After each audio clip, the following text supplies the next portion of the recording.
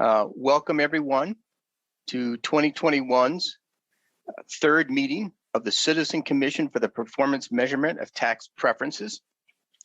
This meeting is, the focus of this meeting is really public testimony on the tax preferences that we have reviewed this year.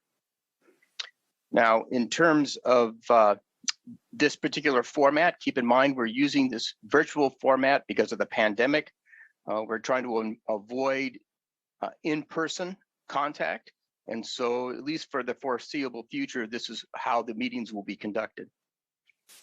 In terms of my fellow commissioners, I'd just like to remind everybody to use that raise hand feature. Now, I've always asked staff to help me with that. Sometimes I don't always see that. So if it doesn't look like I'm recognizing anybody that has their hand up, staff, feel free to intervene and say, so-and-so has their hand up. I would appreciate that. And so with that, we'll start with a roll call, okay? And just for the record, Commissioner Viewing is not attending today.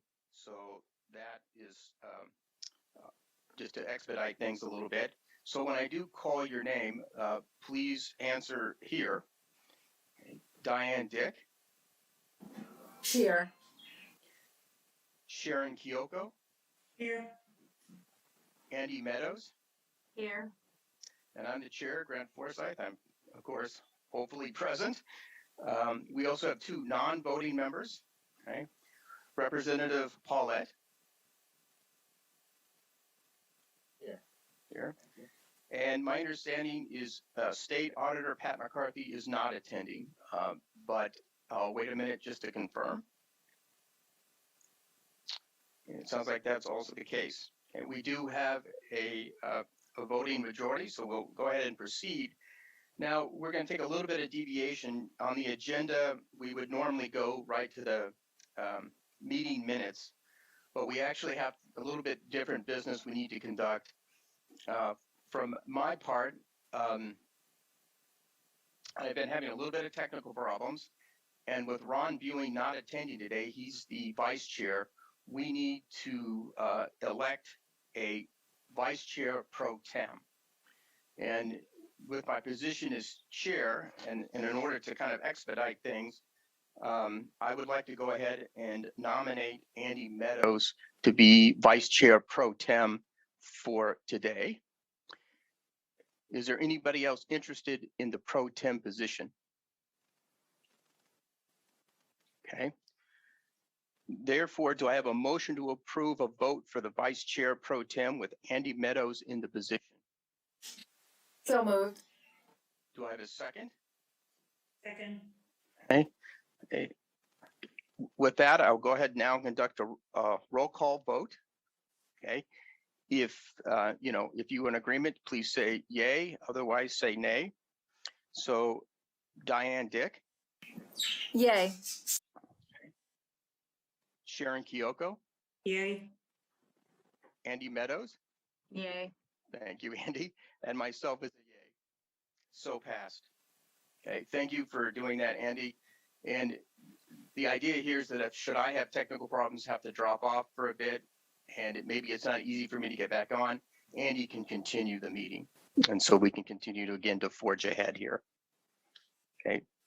The next part is our normal business, which is action item, which is the approval of the August 3rd, 2020 meeting minutes. Is there any discussion from commissioners about those minutes? Okay, not hearing any. Do I have a motion to approve those minutes? Move to approve. Do I have a second? Second. Okay, with that, I'll take a roll call vote. So Diane Dick. Approve. Okay. Sharon Kyoko. Approve. Andy Meadows. Approve. And myself also approved. So passed. Okay, with that, we're going to go ahead and move to the core part of this meeting, which is public testimony on the 2021 tax preference reviews. Okay, and just to kind of do a little bit of a preamble here to make sure everybody's on the same page, I need to remind the testifying parties to address their questions that have been posted There's a set of standard questions we ask people to address, and focus only on the 7 tax reports presented at the August 3rd, 2021 meeting. Okay. Individuals who registered to testify should now be logged into the meeting. Okay. When the chair recognizes you to testify, the JLARC staff will promote you to a meeting participant. There will be a brief pause as the setting is changed as staff brings you on. Once you've been promoted to a participant, please turn on your audio as well as video if you are using it. Commissioners may have questions for those that testify, and after your testimony is complete, you will be removed as a public meeting participant. Okay. Now, and also just again, to make sure everybody is on the same page in terms of resources available to answer questions. We do have representatives today. My understanding is from the Department of Revenue, the Washington Health Benefit Exchange, the Department of Health, the Liquor and Cannabis Board, Washington State University's Energy Program, and the State Board for Community and Technical Colleges. Okay. And so with that, I will essentially open it to testimony at this point. And just to also say, if you do come to testify, just for the public record, if you could state your name and affiliation at the beginning, that would be greatly appreciated. Okay. And so with that, with the list that I was presented, I'll go ahead and ask John Kingsbury to first come on and testify if he's available to talk about the medical cannabis tax preference.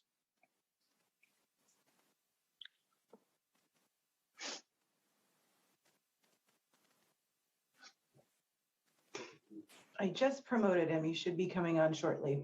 Okay.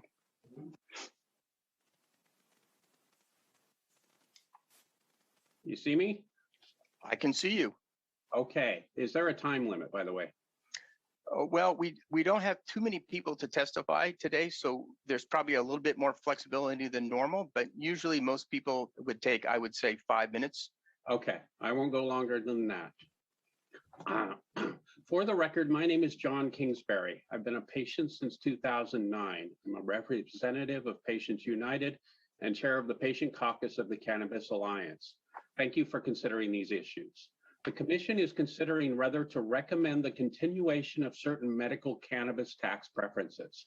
I've submitted a brief to staff and an explanation of my positions for you to refer to and to provide a bit more depth to my testimony today. I would like to focus on the sales tax exemption for patients holding recognition cards.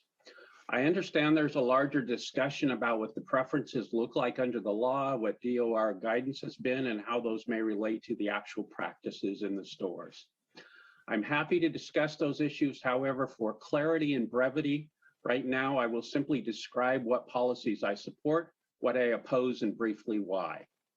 I support a sales tax exemption for medical cannabis as defined by the Department of Health, in line with the changed language in SB 5298 that should have been implemented on January 2020. That is a sales tax exemption for DOH compliant product. Patients tend to be poor, and as a result of their physical conditions, compliant product is more costly, and we need this extra help. The lack of medical grade product in the system continues to be a significant problem, and the lack of this product has for years been cited among patients as the most significant problem in the current system. Half of the patients continue to seek cleaner, more appropriate access in the black market. Department of Health compliant product is more expensive than ordinary recreational product, and incentives should be focused there. This tax incentive with the proper guidance would incentivize the production, accessibility, and knowledge of DOH compliant products. What I strongly oppose is continuing the current practice of applying the tax exemption to all products, including recreational products, as is the practice now under LCB's definition of may be beneficial for medical use. Let me explain why. To date, Washington State continues to be the only state that does not mandate pesticide and heavy metal testing for 502 cannabis products. making it an inappropriate substitute for medical grade product. By any reasonable metric, the current practices have not worked. Half of the patients are staying in the black market. Participation in the patient registry is a small fraction of the participation rates of other states. Medical grade products almost do not exist in the regulated market. Continuing the current practice of tax exemptions on any cannabis products would be continuing a practice that has failed in all aspects. The recreational market is geared towards high THC, low quality, cheap product. These are not the products that patients say they need, and the most common reason that patients cite they seek cleaner, more appropriate products from the black market. Tax exemptions on this already cheap, low-grade product disincentivizes the production of medical grade products. You can buy less expensive recreational product in the 502 market now than in the black market. Price alone is not the issue. Continuing the current practice of tax exemptions on any cannabis products would be continuing a practice that has failed. For these reasons, I strongly support a new guidance and tax exemptions on DOH compliant medical grade product. Thank you. I'm open for questions if you got them. Commissioners? I actually do have a question. So Okay. can you give me an example about maybe a neighboring state? I know Oregon. Does Oregon have a different approach to this than Washington? Well, Oregon's different in that it's quite different. They rely heavily on their home gardens, Mhm. and that's a part of it. They have testing on their recreational product and their medical product, which we don't have. On the recreational product, it's quite a different approach. Really, what's lacking in this system, in one state, in a nutshell, is the testing of the product and the fact that the idea of DOH compliant product has been ignored. There's other products besides this tax incentive. We're supposed to have this system of medically endorsed stores, and yet those are supposed to come with certain requirements for holding those endorsements, and that has largely been ignored. So for instance, medical cannabis consultants don't seem to know that much, so they can't help patients. I live and breathe this stuff. Most patients don't, so they need help when they go in. Many medical cannabis consultants in stores don't even know what DOH compliant product is. Perhaps like 77% of them last time I polled them. So it's a completely different system. So Does can that you, answer your question, or? yeah, it does. And the kind of a follow-up would be, is there a state that you think does it right, just as an example or a comparison? Well, Colorado does much better. They allow things like recreational home growing. They have 90,000 patients in their registry, and they have 2 million fewer citizens than we do. We have something like 9,000 to 12,000. For some reason, we don't know how many patients we have at a given time. I'm not sure what that is. I would say one thing that really has struck me is I have talked to patients from California and Oregon and Colorado. And what they tell me is that they see their medical programs as an asset. One of the greatest barriers that we have to participation in the regulated market and engaging with the system for patients is patients in this state have a fear of the state that does not exist in other states. And that is very much reflected in the participation rate. That would be a long conversation as to why that is. But the fear of patients from engaging in this state is a noticeable difference than every other state, whereas those patients really see their systems as an asset to me. They're motivated to engage with them, and that does not at all exist in this state. That's a complicated problem, but that is a huge, significant difference. Does that get to what you're asking? Yeah, it does. And then I guess my final question is really about this issue of going to the black market. I mean, if you're going to go to the black market, I mean, it seems to me you have the same information problem you have about quality. How do you determine that if you're going to the black market? So I've done a lot of testing, And one of the things that surprised me was very unexpected is the difference in quality. The black market flour seemed to consistently test as cleaner than the regulated flour. That's not a result I expected, but it has been consistent over the years. There's some theories about why that may be. On the flip side, I've recently been testing a lot of concentrates because patients are very reliant on those. What I found there is I'm getting at least 50% failure rates on product taken off the shelf in the regulated market and in the black market. So both of those, that product category in both the regulated and unregulated markets is pretty scary right now. I don't think they're at a level where even a healthy recreational user should access them. When you say So- concentrate, what's an example of a concentrate? Well, oils, dabs, waxes, things that you Right. get up to a high temperature. Okay. They tend to be for people with a high tolerance, which patients tend to be. Mhm. So I am differentiating between the higher quality of black market flour than the regulated product. But in concentrates, both markets seem to be filthy. Okay. And the cure for that obviously is testing, right? So that's why I don't think we should incentivize that product in the regulated market until it's tested. That seems like common sense. All the other states test. I'm not sure why we struggle so much with that. All right. That's a learning experience for me. So good. I appreciate that. Questions from commissioners, since I've done all the talking here. I'm not seeing anything.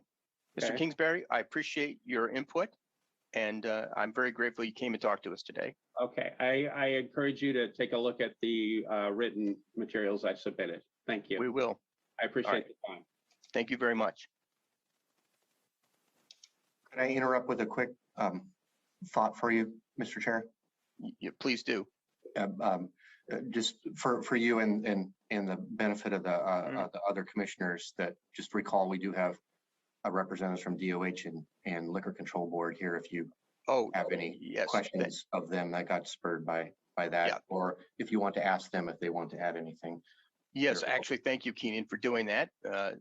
And so since we do have members, can maybe they weigh in on this issue and also maybe give some clarity about maybe why Washington's different on the testing side versus maybe other states like Colorado?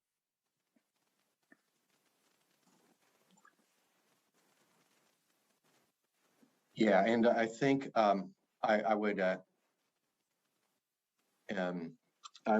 suggest that you invite Jim Morgan to see if he has anything he would like to add now. Okay. From the Liquor Control Board, Liquor and Cannabis Board, excuse me, and also Christina White from the Department of Health is on the line as well. And of course, just want to make sure that they know that they are more than free to get back in Yes. response after the meeting as well. Yeah, I mean, not to put them, I mean, this is not a police state, so they can definitely come, make a comment later if they'd like. But in particular, if they don't have any comments at that time, just sort of make note that I see Jim Morgan is on.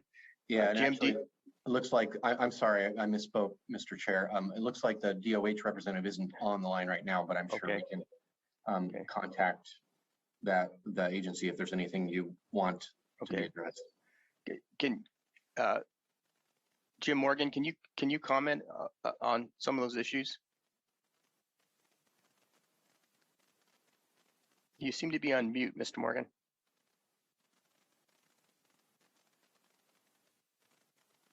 Oh, we still can't hear, we still can't hear Jim.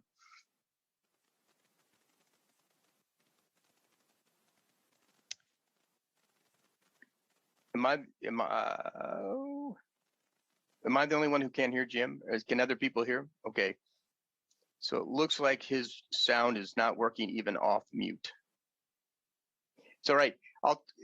We can maybe come back to this a little bit later, or you can submit something in writing. I don't want to stress anybody out here. So if you're having a little bit of problems right now, again, we can maybe come back to it, or you can submit some comments a bit later.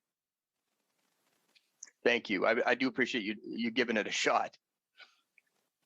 So with that, we'll go ahead and move on to the next person that's on the list, Roland Thompson, talking about the reduced B&O rate for printing and publishing newspapers.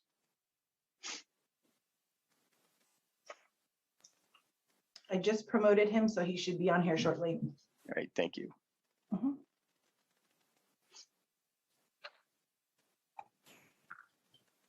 Am I with you?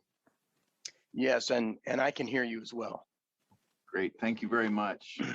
Mr. Chairman Forsyth of the Citizens Commission and Mr. Chairman Paulette of the JLARC and members of the Citizens Commission, thank you for having me here today. My name's Roland Thompson, and I am Executive Director of Allied Daily Newspapers of Washington, and I'm here representing the Washington Newspaper Publishers Association as well.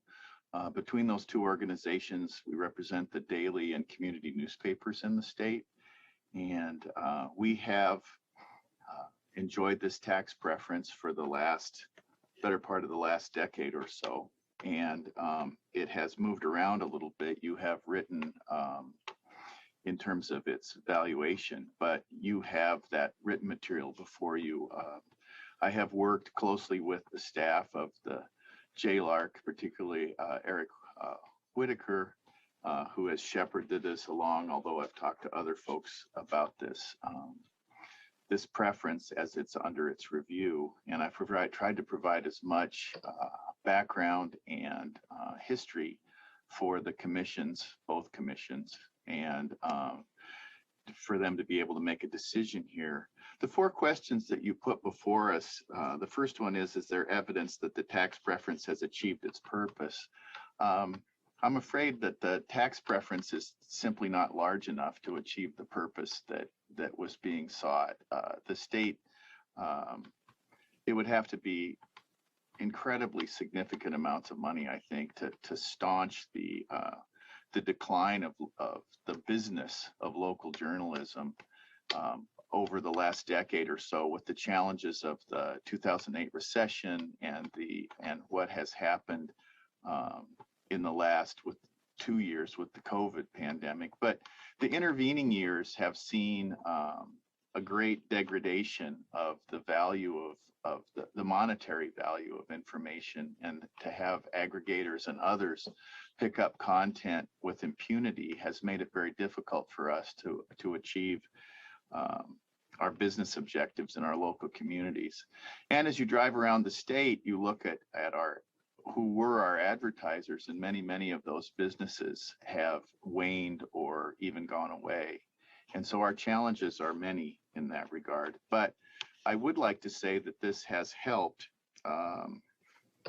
keep local journalism going, and has allowed us to attempt to make transition over to some digital profits and to have that kind of impact there. But the problem is, for us in many ways, the digital world requires great size, and we are not organizations of great size, such as the large multinational informational companies that you're so familiar with, such as Google and others. It's very difficult for us to compete with them, and we actually are in a position of doing business with them on a pretty modest basis, actually. The benefits that are provided into that are named here in the second point that you want, additional benefits. This tax preference is actually probably made it possible for us to put other reporters into the field that we normally couldn't pay for. And it has allowed us to have a bit of a cushion so that we can start to behave in some ways like institutions of higher education, where we're seeking endowed reporting positions, or endowed opinion writers, or endowed contributors, and trying to set ourselves up with foundations to help fund what is our core business activity, which was carrying advertising to our subscribers and to our communities. on the third point of the taxes associated exceed the preferences loss in tax revenue, there are employment taxes associated with this and others. It's difficult.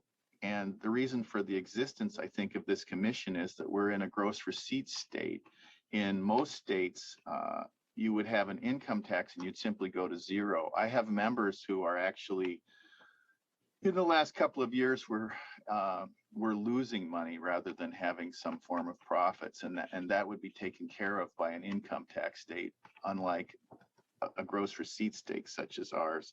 So there is some offset in the employment side, but I doubt that it would take up the full $870,000 that was what the JLARC was able to come up as the figure from the Department of Revenue and lost economic activity. And as far as negative consequences go, I'm not sure that there really are any. I think the loss of local media has a pretty detrimental effect to the communities that we serve. And oftentimes the issue is raised of on the environmental front of newspapers using trees to put the paper in front of you, but it's the paper that's made as a byproduct of the milling process in the state of lumber. And so no trees were cut down to put that newspaper in front of you today. So I don't think there's really any economic or environmental negative impact. I'd be happy to answer questions, but before I do that, I just simply like to say this is a great help to us. We don't think that it's probably, it could be put to zero and it would increase the benefit and not really provide much harm to the state. And but we're looking forward to its continuation and whatever the commission recommends to JLARC in terms of what the legislature should look at and what Chair Paulette recommends to his members as we go forward. But we are having a difficult time of it, as are many businesses in your local communities that are advertisers. So with that, I'll be happy to answer questions. Fellow commissioners, any questions? Okay, I've been jotting some notes, and so I actually do have a few questions to ask. You made an interesting comment. You said the digital world requires size. Does that mean essentially, even in the digital world, economies of scale matter? I mean, in terms of costs and so forth? Economies of scale in the digital world are even greater than they are in most businesses. And we sell views to Google and to other online advertising companies in mils, which is less than a cent. And if you're Google, you can make a lot of money in providing that when you mark something up to a view up above a penny, and we're selling it for less than a penny. For us, still the most profitable thing that we do is the print version of the newspaper. It actually has proven results in local communities. The online is often sold as an adjunct to it in a blended buy. And that's why it's very difficult to tease out the revenue streams in this, because we force people from the newspaper into an online environment. But the advertisers that we generally deal with are very small, and they do not either have the scale that is necessary to really be successful in an online world. Does that? So, yeah, and just sort of a follow-up question. So essentially what you're saying is that, you have a few large buyers of this content, and they essentially set the price of what they're willing to buy for.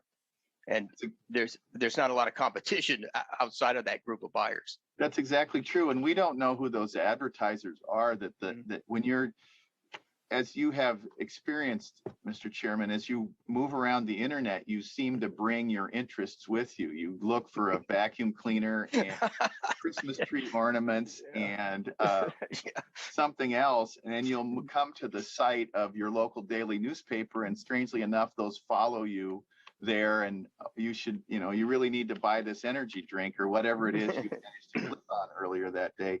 We have no idea who those advertisers are when you bring it with you. And we don't know who you are unless you're a subscriber. You come as code, you read the story that you're interested in about the UW Huskies or what's going on with COVID vaccination rates in Stevens County, and then you move away and you have brought your vacuum cleaner and your energy drink and your whatever else it is with you, and then you leave. And you've brought us 6 cents or something with you when you came. So it's amazing how these large behemoths dominate the advertising market now.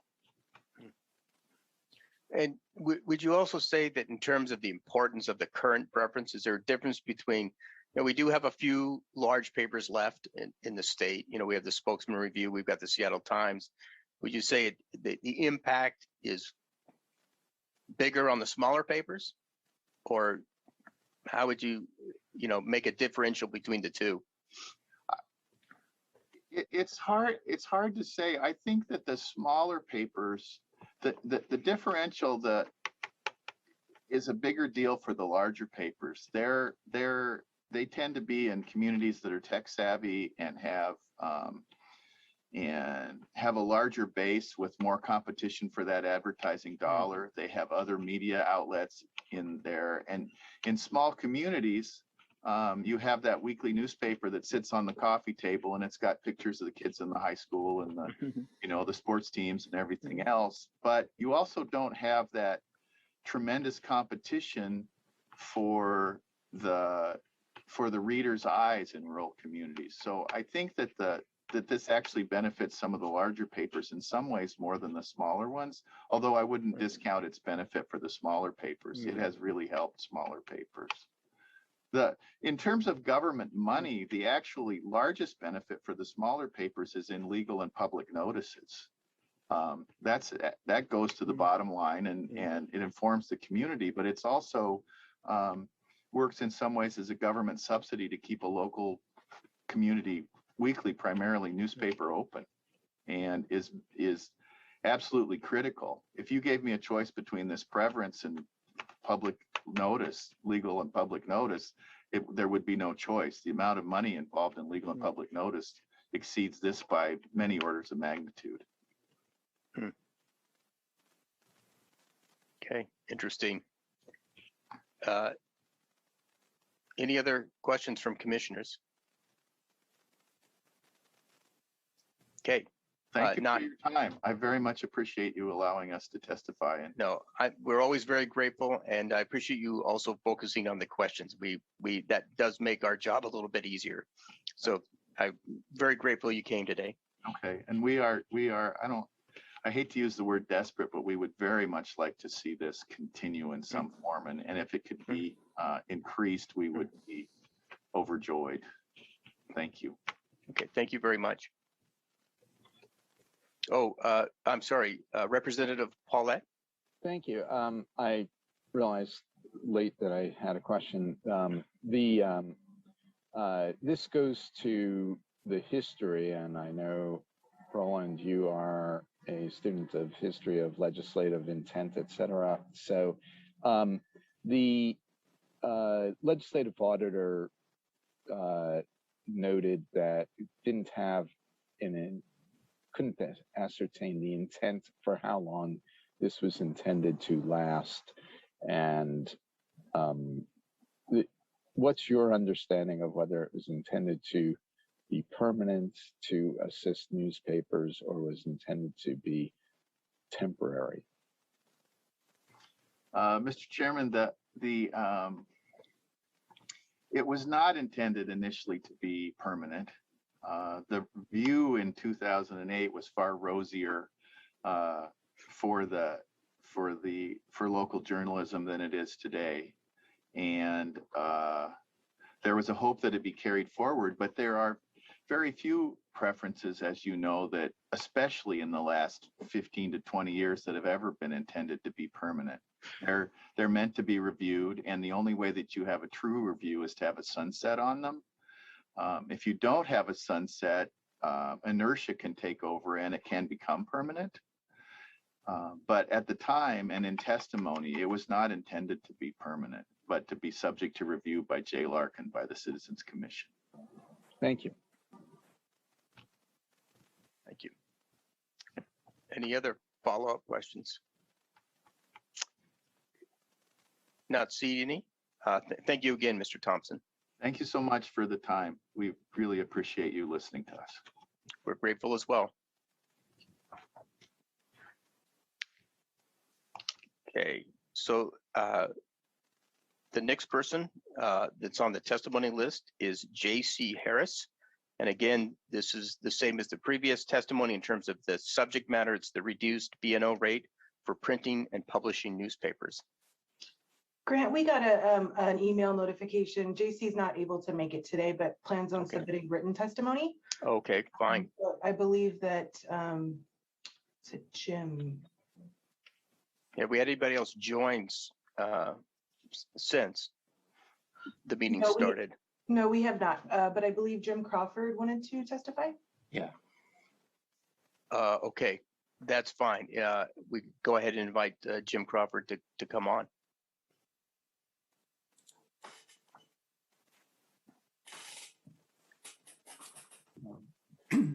Thank you, Chair Forsyth, members of the commission, Representative Paulette, and frankly, there's a whole bunch of JLARC staff here, so I'll thank you along the way. You've been integral to this. My name is Jim Crawford. I'm the Chief Financial Officer of the Washington Health Benefits Exchange.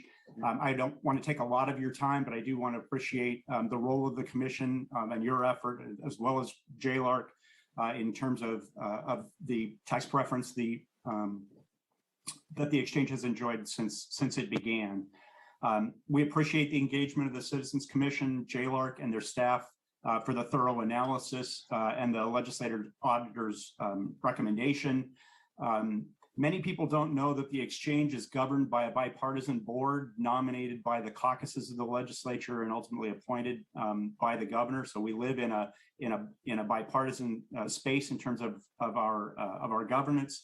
But the exchange strongly supports the auditor's recommendation to extend or eliminate the July 2023 expiration date for the exchange's current exemption for B&O tax that would be paid on legislative appropriations, which is our sole source of revenues.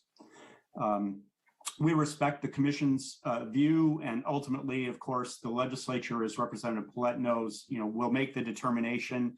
Given a preference, we would prefer to eliminate the expiration. Appreciate the previous speaker's comments, and we don't take that lightly. But frankly, we don't have the same market forces that the newspapers are experiencing and the dynamics of the economic situation that they face. If it's the determination of the commission and the legislature that we should continue, a review on a 10-year basis or any other basis, of course, we're going to appreciate the extension and come back as needed. I would share that I think we're going to come back in very much the similar situation that we are now, which is that without the exemption, what would happen is that the exchange would use legislative appropriations to pay B&O tax, which will increase the administrative costs for the exchange. And so we'll be in a bit of a circular motion. I do appreciate, or we appreciate the auditor's comments and the JLARC staff comments around the tax structure and whether this exemption, as kind of an ongoing review actually makes the most sense from an efficiency standpoint from your end. But again, I don't want to belabor the point that we honor the commission's role, and should it be the determination of the commission that you want to continue a hand in this, we certainly understand that. We'll be happy to engage with that.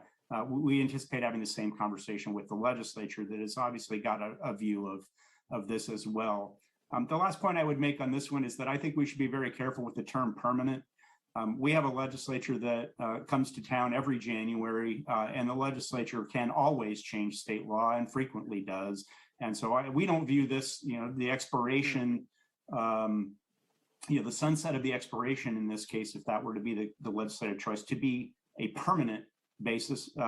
What it does is it moves it into the legislative arena for future consideration. And we think that that's appropriate action to take. Just quickly, the current preference, as I stated, reduces the exchange administrative costs by over $1 million a year, which means that we more cost effectively serve 1 in 4 Washingtonians currently in enrolling and becoming eligible for health insurance. 1 in 4. In the pandemic, that has increased. We've seen increases in the last 6 months alone. We're 117% increase over the same period in 2020, 160% over 2019. So this is clearly an important thing for the residents of the state that we serve.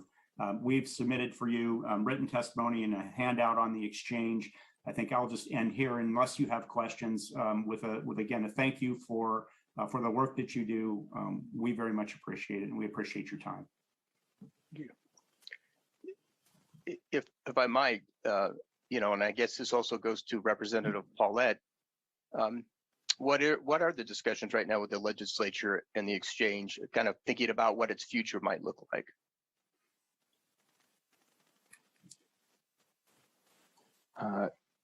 I'm unable to answer that really. I think there are a number of people who are looking at a wide range of policies, but I'm unaware, and I don't serve on the healthcare committee, and I'm unaware of any focused discussion effort about the future of the exchange. There is some about the accountable communities of health and their role with the exchange. So, and I think that a lot of people view this as so interrelated with the federal government that I think there's probably a wait and see attitude. Well, that was, I think, not just my comment, but other commissioners as well when we first heard the review, is that, this is all tied in with federal policy. And so it's maybe a bit more complicated than it seems. And of course, as federal policy changes, it also maybe changes the way the health exchange will look in the future. But Mr. Chair, if I might, I think that's right. We're always conscious of sort of the status and the kind of the unique nature of the exchange.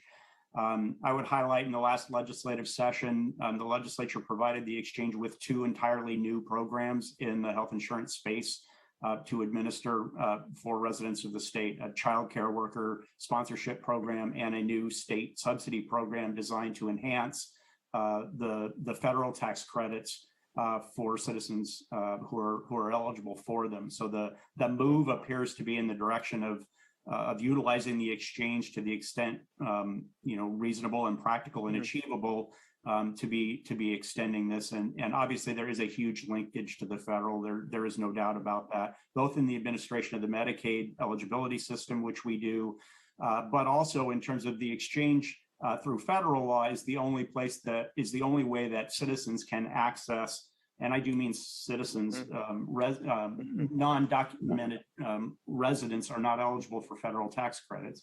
But the residents that are eligible to leverage tax credits to reduce their premiums, that must be done through either the exchange or some other federally recognized entity. And so there's generally been caution about, that's bringing $600 million a year into the state in terms of federal premium assistance. And were it not the exchange, there would need to be some other mechanism for doing that. So I hope that helps a little bit. yeah, it sounds like they've basically, the exchange has become a kind of a broader clearinghouse for certain federal programs for people to sort of have a one place they can go to get that access. I think that's fundamentally correct, yes. Okay. Commissioners, any other questions? Okay. That was excellent. That actually provided me with some information I didn't have. So I do appreciate your testimony. Thank you very much for your time. Thank you. Okay. Staff, is there anybody else in the queue for testimony? No, there's not. Okay. So that takes us really to the next and really final part of today's meeting, which is the process for adopting commissioner comments at the October 20th, 2021 meeting. And Eric Thomas will discuss some of the issues associated with that. Eric? Morning, Chair Forsyth, members of the commission, Eric Thomas, staff to JLARC. So just very briefly run you through the process for adopting comments. This year, we've asked several agencies to either comment on the preference reviews that we've done this year or respond to recommendations. So we will have those to you on Thursday, September 16th. By Friday, September 24th, we're asking that you have your response to the legislative auditor recommendation to Keenan. And by close of business, Friday, October 1st, we will have all of the individual commissioner responses consolidated into a single document and send those out to all of you. On Monday, October 11th, Chair Forsyth will prepare a consolidated draft of the proposed commissioner comments, and we will distribute those to everyone. And we will reconvene on October 20th, in which case you'll determine which comments to adopt. Okay. I think all the commissioners at this point have been through this process. It's a fairly standardized process in terms of, language and so forth. And so I think really, hopefully it should go, the whole process of getting your comments should go pretty smoothly. Commissioners, any questions about this process?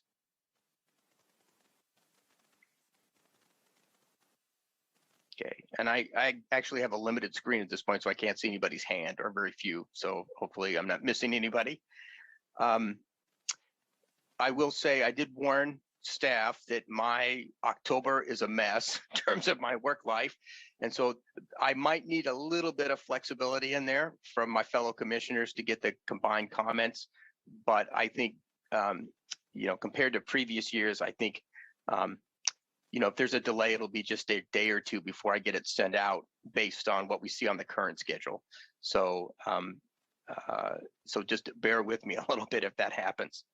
So at this point, I'm just simply grateful that my VPN connection has held up, knock on wood, for the term of this meeting. So, right. Any other questions or comments from commissioners? Commissioner Kyoko. I just have one request. Perhaps, Eric, you could send us that schedule so that we can just have it handy. Absolutely. Thank you. Okay. And if I could add to that for both Dr. Kyoko and the other commissioners, in the schedule Eric is sending, there's also a link to the form to use to submit your individual comments. So that'll all be in one document. You don't have to look for multiple things. You can easily access that directly from there.